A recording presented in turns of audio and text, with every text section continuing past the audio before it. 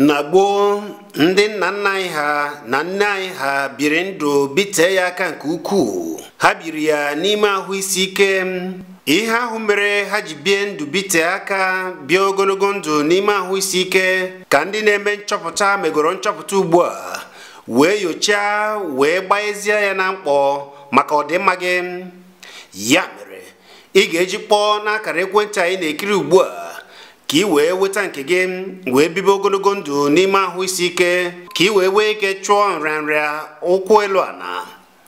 Kpọọ akara ekwentị anyị na-afụ n'ihu onyonyo gị ugbu a ka e wetara gị nke gị ka ị bibe ndụ n'ime ahụ isi ike nakwa na-aṅụrị, maka na ịgwa gị nke bụ eziokwu, onye dị ndụ na-afụ ihe ọma.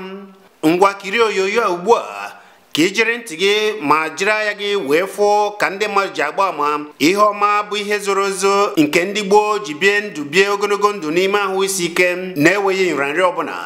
Ngwa kiri ya ma kpọba n'akara ekwentị anyị na-afụ n'ihu onyonyo gị ugbu a. Ana m enwe sleepless night, na-enwe high blood pressure, ana m enwe pains in my joint, enwe breathing problem in my heart. Ọ na-eme m na-breathe fast, ana m na-arahụ ụra, heart na-eme noise, mana ntetekwa ụra kwụsịkwa. Ana BPM bụ ihe nsi ka nchọ solution ya jiri bịa na ọfịs ụlọ.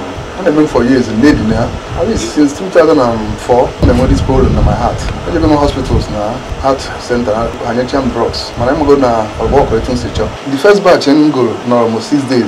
Mụcha ya sị ka m continue ka m mara na ọ ga-enye m ihe nchọrọ. Gotakwa the second batch, go the third batch, go the fourth batch. But ebe m mụchara the fourth batch, since ya things are working well for me. I had to be free because oge ahụ ọ na-afịa m ahụ to raise my hand very well. Nchi bụ ihe m ga-aka m upright afịa m ahụ. Ọ na-anya m alọ reduce so I can lift without assistance. I'm a lot of ma. So oge dị mma na use ya.